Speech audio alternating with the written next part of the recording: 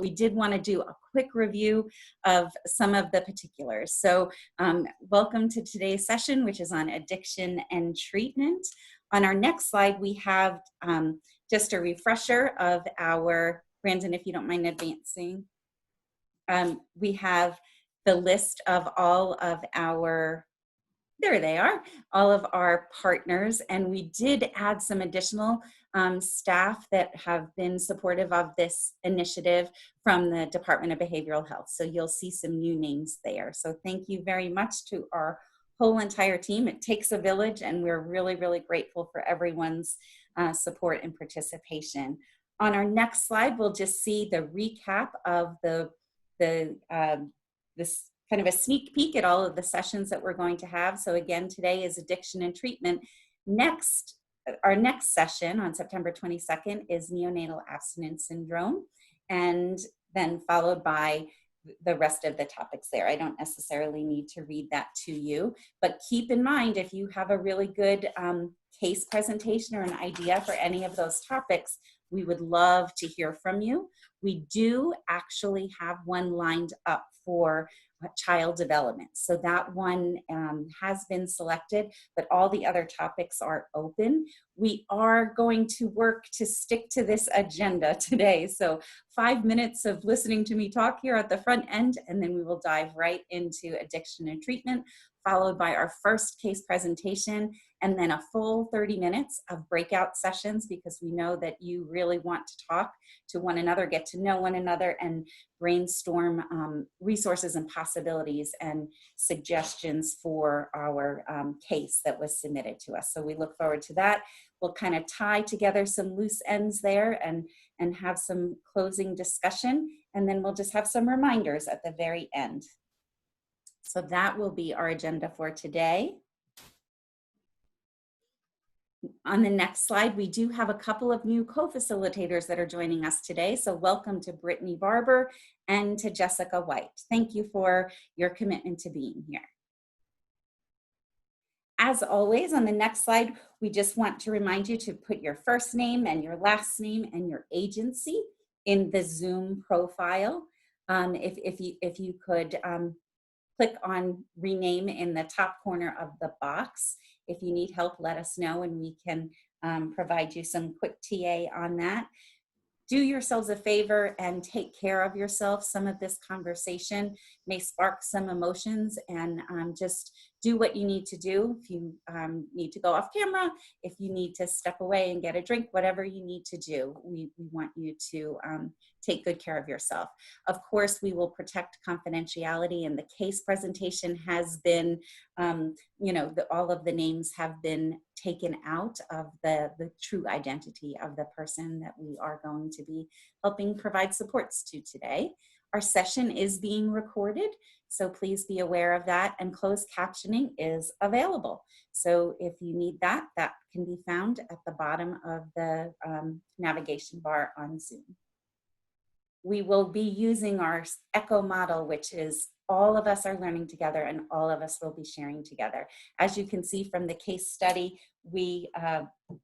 this is a case presentation that has been provided by our team, and you may know pieces and parts of some solutions and supports that will be available, but I don't know that there's one single person in our whole group of 70 people today that will have all the answers. So we are a think tank, all of us together, collectively, really working together to improve our knowledge base collectively as a group, and then bringing that new information to our communities and to our particular regions.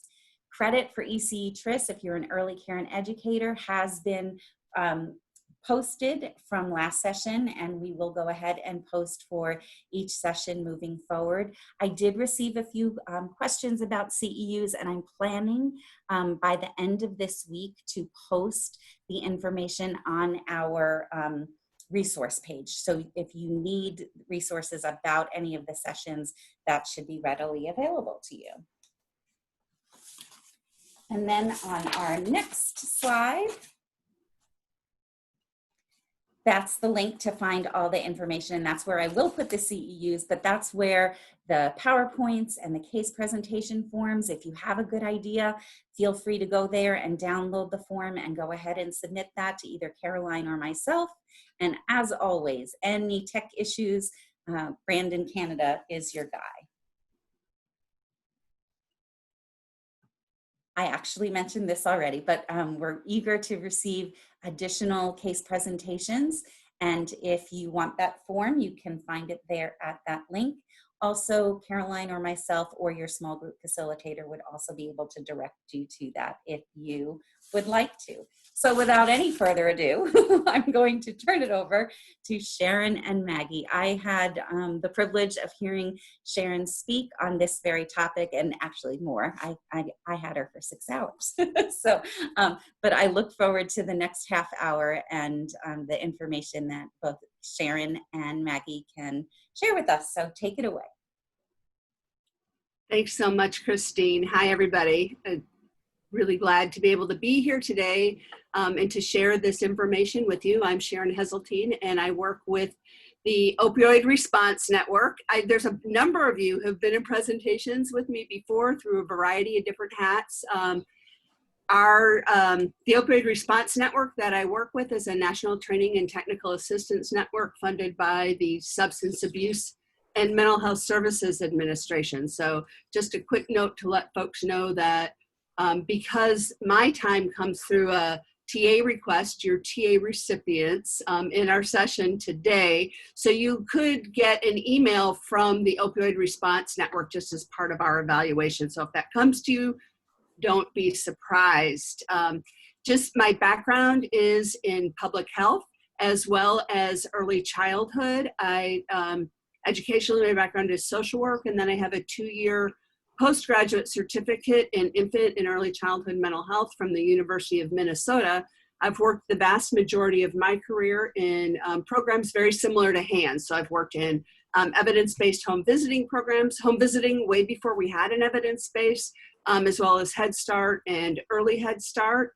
And then I also have a background with addiction and addiction treatment. I was in school for that for a while. And then I have a background in that through my lived experience. And I'm also a person in long-term recovery. So for me, what that means is I have not misused substances since February of 2004. So my information comes from a scientific background, but some of my illustrations come from my lived experience. And then I'm presenting today with my colleague, Maggie Schroeder, from the Department of Behavioral Health. And I know that I'd like for her to introduce herself as well. Good afternoon, everybody, and thank you for the opportunity to present. As Sharon said, my name is Maggie Schroeder. I work with the Division of Behavioral Health, Developmental and Intellectual Disabilities. I'm what's called a program manager. I oversee the Adult Substance Use Treatment and Recovery Services branch. I have a master's in clinical psychology and a master's in political science focusing on community development, and I'm a licensed clinical alcohol and drug abuse counselor. I have a lot of years of experience in the field.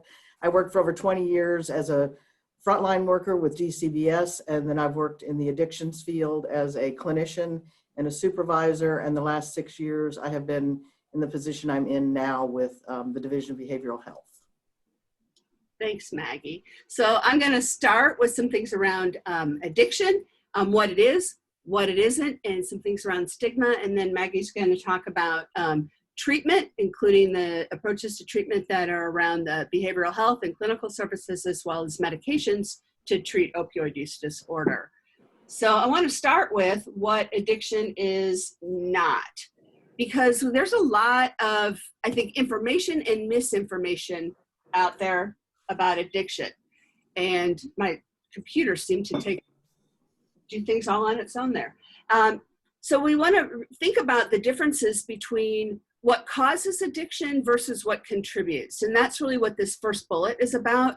Addiction isn't caused by mental illness or caused by trauma. However, we do in about 50% of folks, between 50 and 75% of folks with addiction or substance use disorder will have a co-occurring mental health disorder, as as well. And we also see a very high percentage, particularly among women, higher among women than men, of a history of trauma. So we know that a trauma history or a lot of ACEs contribute to the vulnerability for addiction. And I'm going to end up talking a little bit about the brain, so I'll get a little further into that. Addiction isn't a moral or an ethical problem. Like, folks don't end up with a substance use disorder because they're bad people. Addiction will, and I know in my experience, in my personal experience, in my active substance use disorder, I certainly did things and conducted myself in ways that contradicted my own values, my morals, and my ethics. But I didn't end up with a substance use disorder because I was a bad person and lacked judgment and some other kinds of things. And I'll talk a little bit more about that. It's not a personality disorder. It's also not a choice. And I think this is one of the most challenging things to wrap your head around with addiction. Because initially, and I've said this in a lot of presentations, my choice to use substances initially happened at the age of 13. And at 13 and 14 and 15 and early on, was I making a choice? Yes, I was making a choice. But a substance use disorder or addiction, when the brain has become an addicted brain, the ability to choose at that point is removed. So roughly 90% of people who would use a substance that changes their mood or a mood altering substance, alcohol included, 90% of folks never will develop a substance use disorder. I think that's a really important thing to remember. If someone could have told my 13-year-old self where that experimentation with substances was going to land me, at 13, I think it would probably been hard developmentally to understand all of that.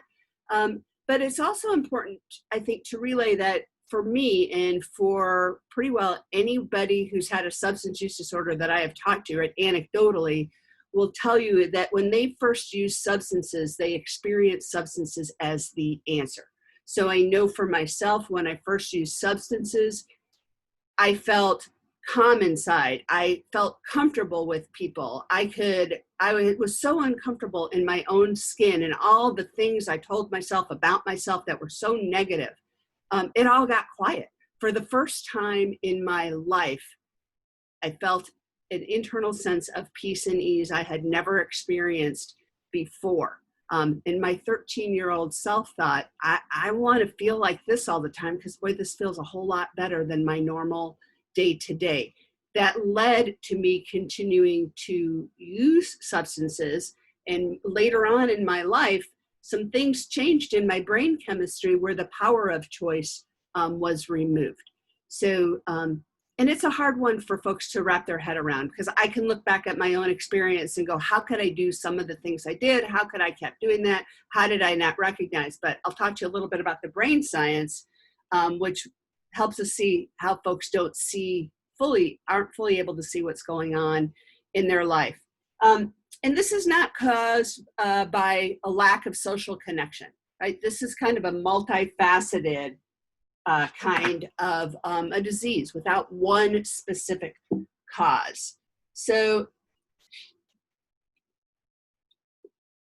when you look at the definition of addiction, the American Society of Addiction Medicine defines addiction as one, treatable, two, a chronic disease. And what chronic disease means is that once you've had this disease, you will always be more vulnerable to experience it in its active state than someone who's never had the disease, that it needs a certain level of management. Hopefully we go from medical management to self-management with any chronic disease. You know, I use diabetes a lot as a parallel to this. Diabetes is a chronic disease, even for someone who would get their blood sugar and all their biomedical markers of diabetes really well regulated. They will always require a certain degree of management so that that disease does not become active. Again, high blood pressure, right? Hypertension, same kind of thing. And that's what we see with the disease of addiction, but it is treatable. This disease involves interaction among brain circuits, right? The contributing factors are brain neurobiology, our genetics, our environment, our life experience, those things really come together, and I think sometimes in infinite kinds of interactions that would lead someone to then, with the introduction of mood altering substances, at some point that brain undergoes physiological changes that we can see on a functional MRI that leads to behaviors that are compulsive and that continue despite some very negative consequences that folks do experience. So, and like other chronic diseases, there are cycles of recurrence, and I'm not sure why my slides are moving on their own. That's a little beyond me. Hey, Sharon, it might be worth looking at the transition tab. There might be an automatic, after so many seconds, it transitions on its own. Oh, okay. All right. Thank you. Thank you.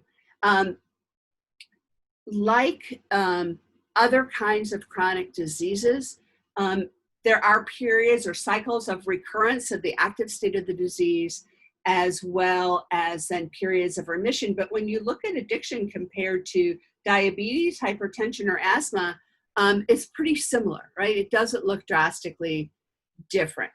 So some of the risk factors, we think about biological risk factors like somebody's genetics. I have never had this happen before. It could be a Zoom artifact. Does it let you back up when you need to, Sharon?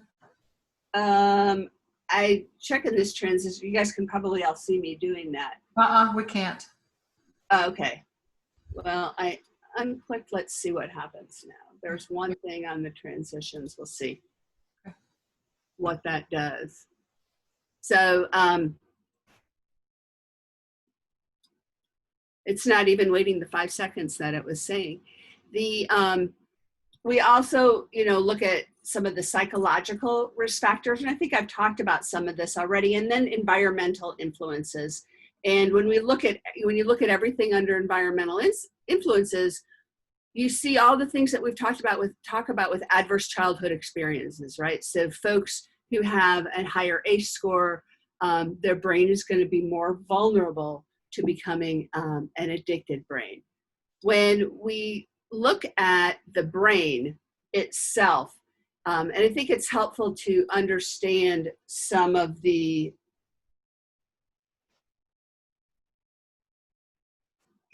I don't know. I cannot make this stop, and I have never had this happen. Boy, I presented in Zoom lots and lots of times and have never. Brandy, should I try doing it from my screen? That would be great. I'm going to stop sharing and seeing, because that is so. We'll just try it from mine and we'll see if it works any better. And if you'll just kind of pause when you want me to click through. Okay. Thanks so much, Caroline. Do you see it now? I do. Okay. We want to go a couple of slides ahead. One more. There we go. Thank you so much. I might have to keep clicking back. Go ahead. Oh, I see what you mean. Keep going. I'll keep bringing it back to where you want it. Okay. I'm going to put mine here at home where I want to be, so I'll be able to see and keep talking. So when we look at the brain, if we look at the this disease and the brain changes, I think Beth is saying that they can see, something about displaying settings. When we look at the old brain, then we can see some of the functions of the old brain about regulating physiology, basic emotions, and I think one of the most important things is this is where survival memories are imprinted. And so we have some of our basic feelings and emotions that reside within the old brain: anger, fear, hunger, thirst, lust, pain, and pleasure. And one of the things that's important about the old brain to remember, because addiction does impact both the old brain and what I also will call the new brain, is this is kind of the reactive part of the brain. It will override the new brain in times of stress. And one of the things that happens with addiction is that the old brain, or in the limbic system and in the reward system in the old brain, has come to a place where it has interpreted that substances and the impact that the brain experiences from substances are necessary for survival. And that's always going to override our better thinking. So, and then when it comes to the new brain, if we can go to the next slide, in active addiction, some of the functions that you see in the new brain are also compromised in active addiction. So some of our executive functioning, our judgment, impulse control, monitoring, coping functions, and so on, are also impacted in the new brain when the brain has become an addicted brain.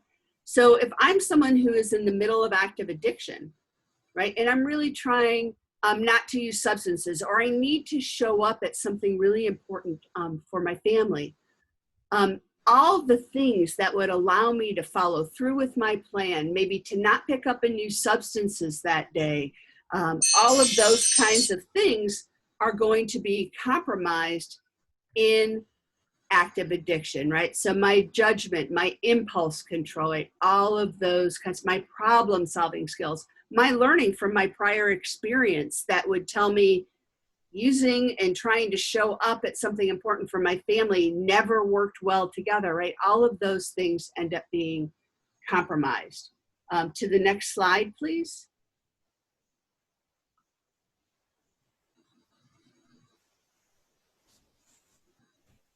So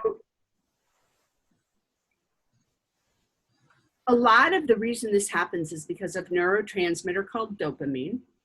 Dopamine lets our brain, it signals a reward in the brain, and there's a differentiation between reward for the brain and woohoo, I'm having a great time.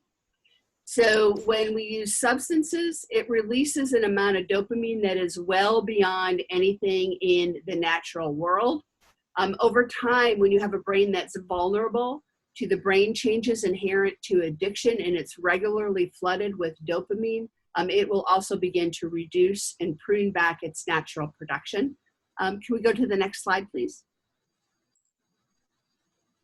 So when the brain becomes an addicted brain, what happens is we have less dopamine that is produced. The brain kind of prunes back those dopamine receptors, which means the capacity to feel a normal reward, joy from normal experiences, and most important to these experiences with families that we're talking about and parents and babies, that joy, and your brain is wired to actually produce quite a bit of dopamine when you care for your baby. The capacity for the brain to do that, particularly in early recovery, is compromised. So you may see parents with young babies and you're like, why don't they have the kind of joy I would expect from a new mom? Their physiology works against that. And they're also wondering, why am I not feeling what I think I should be feeling? So in active addiction, the brain is actually driven to seek substances compulsively. As you know, there's a ton of stigma that goes with this disease. There's stigma in the general population. Pregnant and parenting women with substance use disorders experience more stigma than anybody else. But I also want to be really clear that the self-stigma is pervasive. You may not see it when you're talking with folks and when you're working with folks who have a substance use disorder, but I guarantee you the self-stigma and the things folks tell themselves about themselves is huge. And it gets in the way of folks seeking help. It gets in the way of folks feeling like they're worthy of help and worthy of a better life. If we can go to the next slide. Right, so as we said, we see lots of stereotypes and prejudices and discrimination, and I know we'll be able to talk about that a little bit more in our small groups. And to the next slide. One of the things, I think the only thing I really want to say about this slide, because I am out of out of time, is please, when you download this slide deck, pay attention to this slide on language. We all use language that promotes stigma. I use language that promotes stigma. For me to change my language, I had to have a lot of awareness and really very deliberately and intentionally move to change my language. Drug abuse promotes stigma. When it comes down to it, you know, people think about that like they think about child abuse. And one of the things I'll tell you is, like, I never abused my substances. I took very careful care of them and kept them in special little boxes and special places. So we want to think about how we change our language as a group, as we're a part of this collective and this collaborative. I really encourage folks. A lot of folks here work in First Steps, and I've worked a lot with early intervention. We had to go through the same thing around disabilities, right? We had to change our language. We had to use person-first language, and that shifted the culture around stigma. And it's the exact same thing that we want to look to do here. So I know that you'll all be champions for this. The next slide, and I'll turn this over to Maggie. Thank you. So I'm going to talk a little bit about treatment and kind of what, following up on what Sharon said. Yeah, you can go to the next slide because I'll be talking about that. I'm going to be talking about treatment maybe in a different way than people generally think of it, because one of the issues with treatment is people think of it as going to treatment. They go in and they come out and they're a finished product, they're fixed. And that's really not what treatment is about.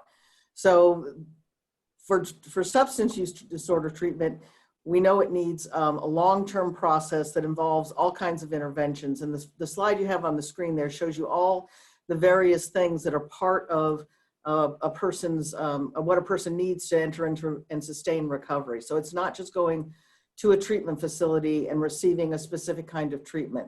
It includes all kinds of supportive treatments that go along with that, including peer support, medications to treat opioid use or other disorders. But then you see on there, there's all kinds of other services that we advocate as part of a comprehensive system to provide support for individuals in recovery. So everything from mental health services to medical services to legal, vocational, all kinds of things. We'll talk a little bit more about that. Next slide, please. So treatment, the way we look at treatment now is for our department, we focus on the ASAM level of care treatment modality. So what the ASAM is, and you may have heard of it, it's mentioned before in a definition, the American Society of Addiction Medicine, they created something called a level of care. So it's the book is quite thick, and it involves a comprehensive understanding that people enter treatment with different needs at different levels.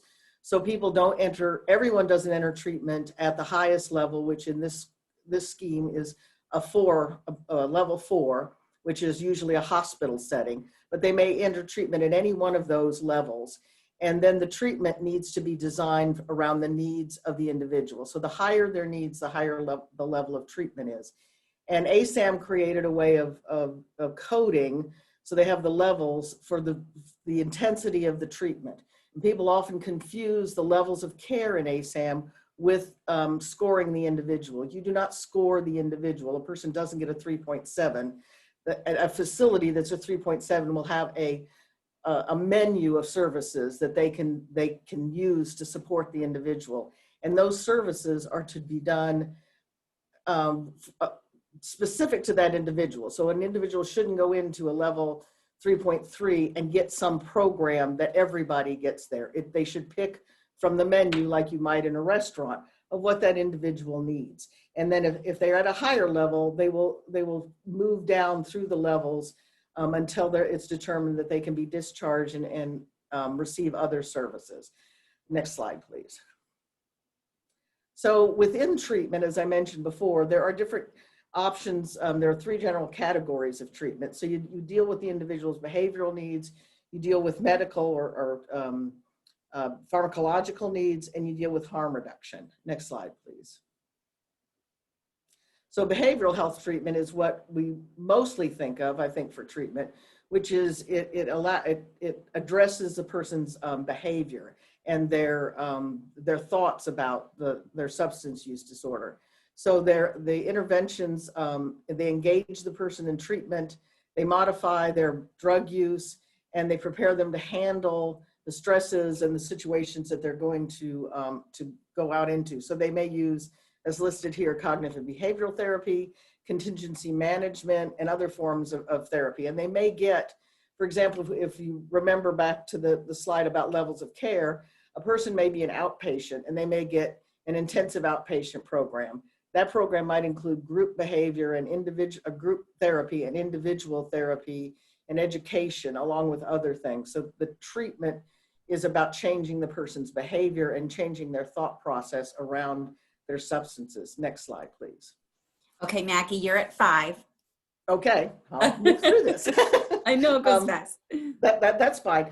So if pharmacological would be, or what's often called medication-assisted therapy, or more recently, medication for opioid use disorder, or medications that assist a person in controlling their cravings and getting their brain back into an equilibrium that allows them to benefit from the behavioral interventions that they've been given.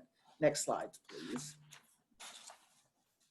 And here are some of the medications that are used. Many of you have probably heard of a methadone, which is a highly regulated medication that's provided through narcotic treatment programs.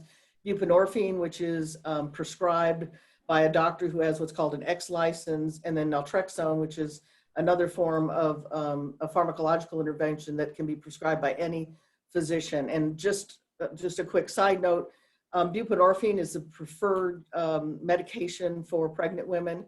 So pregnant women who are using opioids are often prescribed that in order to control the cravings and improve the outcomes for the baby.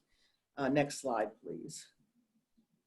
And then harm reduction, which usually refers to what you may have heard of as, my brain just left me, as syringe exchange programs or syringe service programs, as is identified here. So individuals go in and they may get new needles so that they reduce the spread of contagious diseases. But when they go to a syringe program, they will also get interventions from peer support. They may be referred to treatment. It improves their possibility of getting into treatment. As you can see in this slide, they're more likely to enter drug treatment, but it also reduces and has drastically reduced the spread of HIV and Hep C incidences associated with people sharing needles and in drug situations. So some people, that came about here as a result of a dramatic increase in HIV across the river in Indiana. And I think currently Kentucky has well over 60 syringe exchange programs across the state, which have reduced the transmission of HIV and Hep C rather dramatically, but also introduce a lot of people to other services that help them to enter treatment and get the services they need. So that was a real quick review of treatment. I'm going to go back to Sharon on this last part about recovery, which is what we're trying to do with treatment, is get people into recovery. And I think when you look at this slide, the 4 dimensions of recovery, and this is from the Substance Abuse and Mental Health Services Administration, I think this is a really important slide when we think about our case study, right? Sometimes we think about recovery, we think, well, if folks aren't using substances, cool, they have recovery. But it's so impacted by all of these kinds of things. So it can't happen in isolation. So as you think about our case study, some of the things, in our case study, we have someone who is in a residential treatment program, but you know what, she's going to need permanent housing, right? If we want folks to be able to care for their children. So when you look at this, we look at recovery in a holistic manner with individuals and families at the center. We look at housing, we look at overall health and wellness, not just for the disease of addiction, but for other things, hepatitis C, HIV, other kinds of health conditions. We look at the kind of supports that folks need in their community.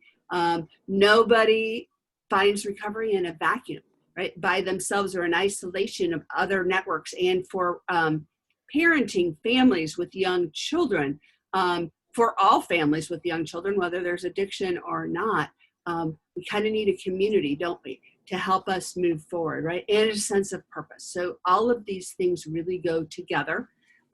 The last few slides have some resources for you, but I also want to encourage y'all when on the website, there'll be another document with quite a few resources that have been put together for you. So we've got this particular booklet, but there's other, I think, a pretty comprehensive list in there. And one of the things I'll say is that right, a half an hour is not enough time to really fully understand this disease. So I really encourage you to utilize, we put the resources together with that in mind, to take the time to learn more, because I think when we know more, we do better, and we're better able to serve this really vulnerable population and prevent this in the next generation.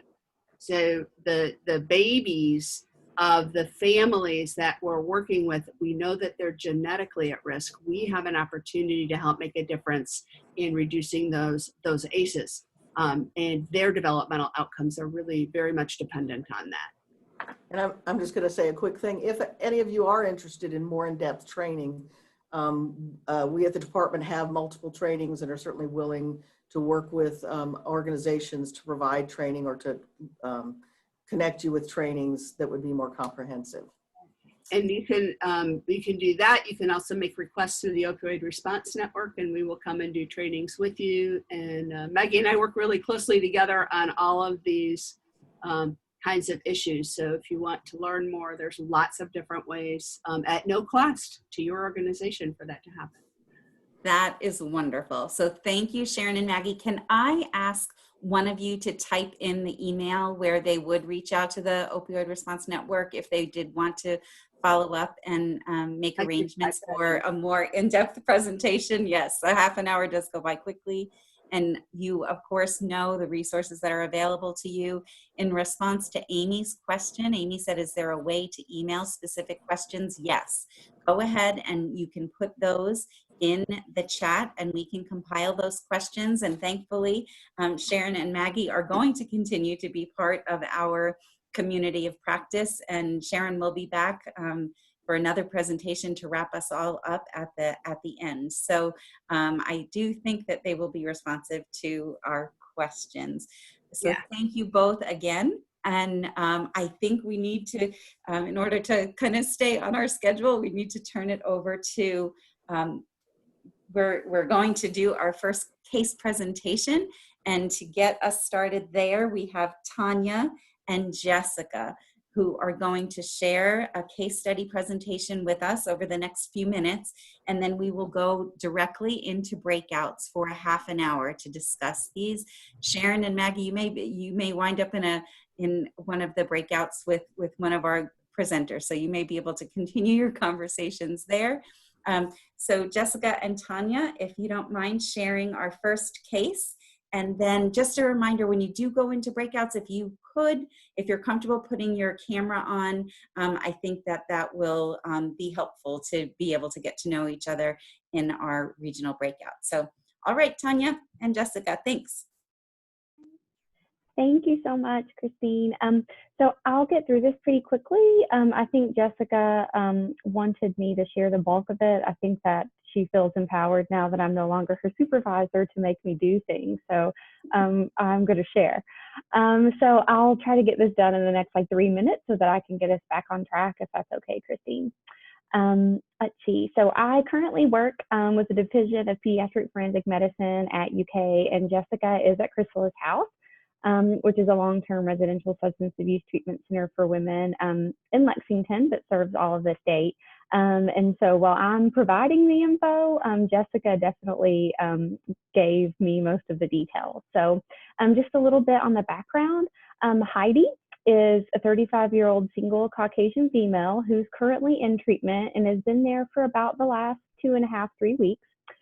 She does have an opioid use disorder severe. Primarily, she's using heroin.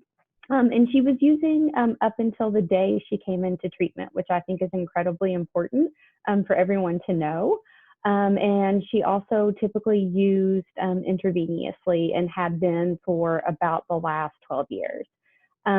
She had a baby boy who was born at 7 months gestation in early May. And unfortunately, because of her substance use disorder and probably because of the stigma that Sharon and Maggie talked about, she did not have any prenatal care. Baby weighed about little over 3 pounds and is currently in out-of-home care with a family member. Next slide, please. Primary areas of concern at this point, Heidi has limited history of recovery from her primary substance abuse. Mostly any significant time that she's had in recovery have been in jail or in other treatment.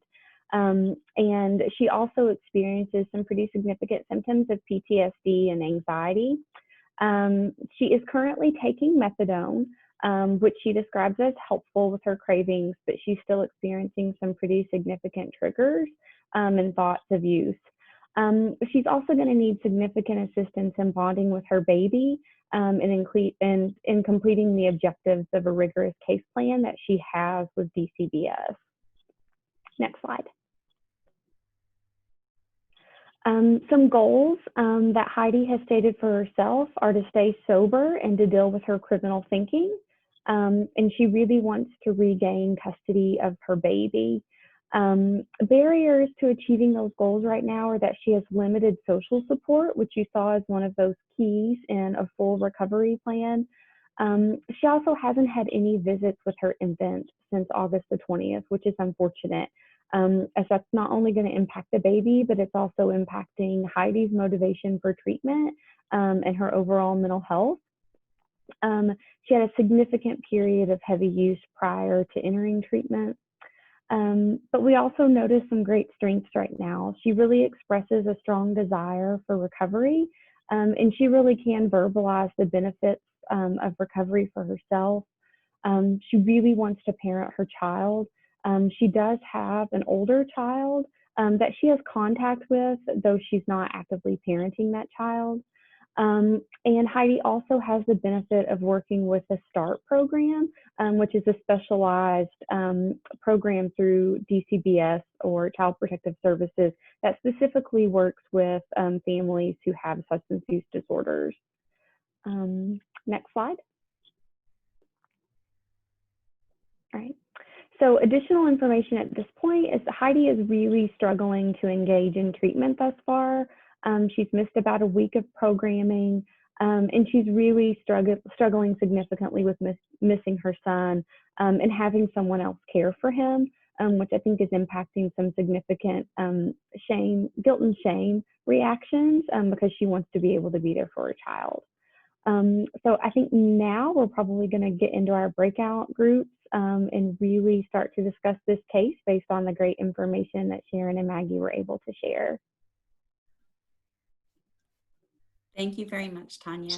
And your breakout discussions should talk about kind of regional resources and information that will be available in your parts of the state. So just kind of keep that in mind as well if that's relevant.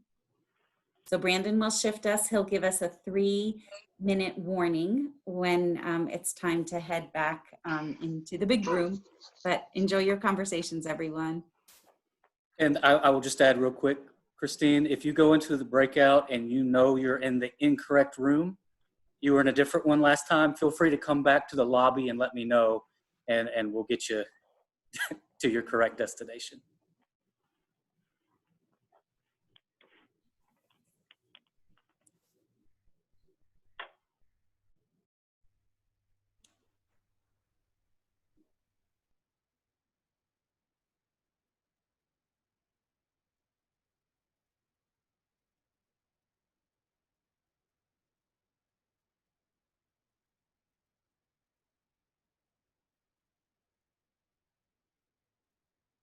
Is the gang all here? Are we back, Brandon? Yes, everybody appears to be back now. Okay. Well, I really appreciated having that rich conversation with my particular group. So I'm sure you were equally as pleased with the conversations in your group. So I think what we're going to do is ask that someone from each group share just a couple highlights, or if there was anything specific that you would like to share with the group. And I think our facilitators were going to, our experts of the day, Sharon and Maggie, had offered to kind of help join in that conversation and help facilitate that conversation along with us. So these were the initial questions that were posed.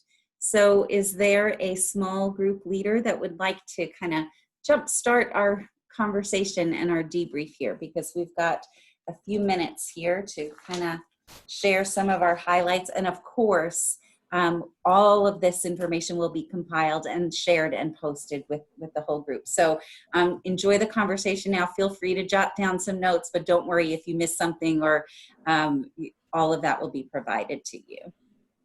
So small group leaders, any takers? Christine, I can start. Oh, go, Joy. Go ahead. No, you go. No, you go ahead. So we had really good discussion. And so I'm just going to read some of the things that some of what we have come up with. So as far as strengths of the family and child is that she's able to verbalize that she wants help. She wants to take care of her child. Her 16-year-old child lives with a maternal grandparent, and that she has a relationship with her 16-year-old, and that she's also attending the START program. So describe contributing factors that may have kept the individual from progressing. And group, if I've missed anything, please jump in there and so I can add it. But I've got, she has not yet identified a good support group or cheerleader, worried about permanent housing, navigating her many ongoing appointments with different systems. She's missing her son, and maybe some depression that leads to more self-doubt. And she also struggles with anxiety and PTSD. Some of the strategies that we talked about is somebody had mentioned, I really appreciated the fact to help mom identify her own strengths, and to help mom have that person first voice and sharing what her goals, sharing what she wants for her goals, and teach her to be your best advocate. Have someone to help her perhaps go help her with the many ongoing appointments at first until she kind of gets back up on her feet. And then also to think about seeking ongoing mental health treatment for depression and her other mental health challenges, including peer support and different providers that'll help her with that. Another thing is continuing to utilize START to help her regain custody, help her with employment and housing. And then the Beyond Birth program might be a good strategy because it talks about therapy, or has therapy, peer support, addiction medicine, recovery support groups via Zoom daily. So there's that opportunity for support there. And I hope I did that right. Went through all that. I hope that's what you were looking for. Okay. Yeah, that's great. And so each of our co-facilitators of our small groups are going to kind of summarize that. And if you can, attach that information with any websites or any other resources, I think we'll really come up with lots and lots of good information that we can share across our group. All right. Thank you. Thank you so much, Joy. Caroline, you wanted to share. Well, I would just share some of the strategies that we talked about for this family. There are certainly strengths that this mom and baby have, and they have some family support. So some of the strategies we talked about is some things that we could help the mom do to support her bonding with her infant when she does get to see him. Things like infant massage, play therapy, maybe Zoom sessions with her baby if she's allowed. We talked about how important it is that there be a coordinated approach to working with this family, that all the agencies that are involved, how important that plan of safe care is, that it's a coordinated effort. That, for instance, wherever she's getting her methadone treatment, works with the other providers that she has. And then we also talked about how useful these small groups are because we can identify the resources in our area. My group is from the Western Kentucky region, and so we can identify what we have in the Western region so that we can share resources with each other. So it's very helpful discussion. That's great. Thank you. Yeah, it's the thing that was the first comment was that this mom was willing and seeking help. So that's a real big strength. All right, Kate, how about your group? Let me get myself off of mute here. We talked a lot about similar things that have already been shared. One of the other considerations was doing a medical evaluation to see if there are any other contributing factors, and that methadone has a sedating effect and can also have an impact on bonding. And so perhaps assessing whether or not there may be another medication that would be a better fit for that. Also talked about connecting with the ECCs as a resource and support, possibly HANDS, looking at job skills training, and of course the Beyond Birth Addiction Medicine Clinic was suggested as well. So I think I'll let somebody else go from there. I want to piggyback real quickly, Kate, on the HANDS, right? The baby's 4 months old, right? So she won't be eligible for HANDS because the baby's over 3 months. But early Head Start home-based, if it's available in the community, might be a great option for that parent-child support. And if it can be connected in with visitation, so that they can be really deliberate around some of the activities that were brought up by some of the other groups around infant massage and developmental activities and those kinds of things. And it's a program that would then stay with her at least until this child is 3, if not 5 years old. So there's a nice continuum along that, and it's highly likely that she would be eligible because she's probably not had much income in the last couple of years. All right, Caroline, you had mentioned the Zoom, if Zoom was possible.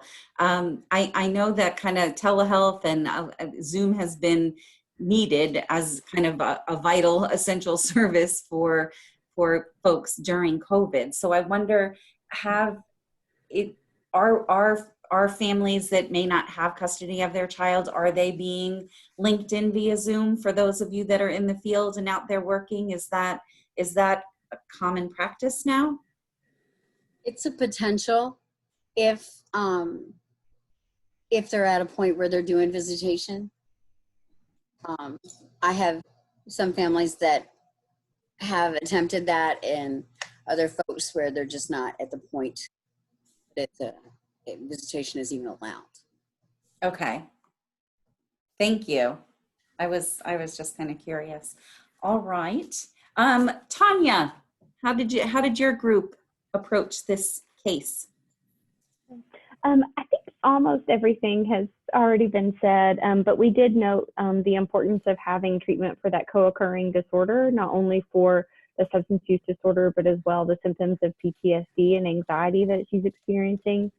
The other thing was to really get her involved in her own treatment, was to talk a little bit about what didn't work in her previous treatments, like what she didn't find helpful for herself, but also in previous times of recovery, what she did find helpful. And I think the other thing we noted was that real lack of any social support that she had. So really finding unique ways to build up her support because she needs cheerleaders to make it through this. Also noted just probably the difficulty that she's having in not getting to see her child. And as she noted that was kind of one of the biggest motivators and also her biggest goal was to be able to parent her son, that, you know, the lack of visits with that child is really probably negatively impacting. And, you know, if she's in a residential treatment facility, kind of the question that came up was why can't she have supervised visits, and why that's not already occurring, and how that's really going to impact attachment and bonding. And so we really want to try to advocate for her to make that happen. So I think those were the big things. Thanks so much for saying that, Tanya, because this, right, visitation is huge. And when we think about the reward system, part of what ideally we want to see happen is that the most important thing to the reward system shifts from being the substance to being the baby. And the baby and mom need to be together for that to happen. I mean, that's all the benefits for the mom. Of course, there's huge benefits for baby. And, you know, and being in a residential treatment setting, that was one of the big questions I had as well, is like, why is this not happening? And Zoom visits won't do it. I don't think our reward systems are wired to be activated through Zoom interactions. Right. I mean, one way we could get some naturally occurring dopamine is for her to snuggle and cuddle with that baby. And that's kind of what we need at this point. It's Yeah. going to help her recovery and help her relationship with the baby in huge ways. All right. What about you, Karen? How did your group, your discussion go? We talked about most of the things that you guys have talked about. We have several first step therapists in our group, and they all kind of talked about it would be great if during these first steps meetings with the child, if mom could be there along with either the foster parent or maybe grandma or stuff like that, that they're basically just talking to the caregiver at the time, and mom's not very much involved in the plan, or, you know, getting mom involved with what they're working on with the child and stuff like that. And they felt like that would be very beneficial, you know, for the baby and for mom. It would give them a chance to be more involved and that kind of stuff. So I thought that was a great idea. Good.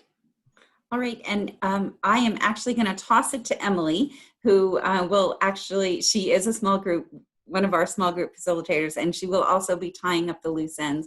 But before I turn it over to her, I do want to let you know that we are really excited that you're all here today, and really excited to receive this feedback and be able to report it out to you. And whatever strategies and ideas that you have, we will compile all of those, and you can look forward to that coming soon. So thank you again. And Emily, it's all yours. All right. Briefly, I'll talk about our breakout group. And we mentioned a lot of things that have already, or we talked about a lot of things that have already been mentioned. So when we talked about Zoom, we thought maybe the mom, if the baby had appointments that were telehealth, that the mom could be invited to those to kind of be a part of the child's care, even if she couldn't physically be there. We talked about getting the mom into some kind of peer support to help her overcome, like it seems like she's piled on with some shame and guilt. So helping her deal with that through a peer support program, as well as maybe adjusting her medicine, because it seems like if she's falling asleep in classes and whatnot, that maybe her medication could be adjusted. We talked about reinforcing her mom role, so that, you know, she's reminded over and over that she is the mother, and is, you know, the goal is for her to be the primary caregiver. Something we talked about that's a little bit not maybe necessarily applicable to this case, but was that we have a variety of workers from First Steps, and they were saying that they're seeing children who have been born and their mothers use synthetic forms of opioids are having the same effects as mothers who are using heroin. So they talked about, you know, the need for more discussion about the long-term effects, because we don't really know those yet. And some mothers have said that doctors encourage them to stay on medical treatment, even though they wanted to go off, saying that it would help the babies to stay on, and then the babies are born with something that looks very similar to NAS. So yes, that was kind of the bulk of it. And then, so I do want to, I saw in the chat how Risa said that there's an absence of info about the baby and their care. And I just wanted to mention that our next two sessions are going to address that. So our next session on September 22nd, we'll be talking about NAS. And then the session after that on October 6th is monitoring child development. So those will be very child focused the next two times. And then in the last few minutes that I have, I will be, after this session, I'll be sending out the evaluations. If you don't see it, please check your junk mail. It should go out before 4 o'clock today. And if you don't see it in your junk mail, please email me. We take these evaluations very seriously, and we appreciate your feedback. And we're always looking to improve our trainings, and we love hearing from you. So. And Emily, I just want to add that we're going to put up a brief poll that folks can do as we close out. And I want to thank Sharon and Maggie for presenting today. And thank each of you for attending, and we will see you all in 2 weeks. The poll should pop up. You can answer it, and we hope you have a great rest of the week. Thank you all. Thank you. Thank you. And thanks, Tanya, for bringing that case. Yes. Absolutely. Thank you all. And if you haven't already, please just reply to the poll. That'll also help us in attendance taking today. Have a great afternoon.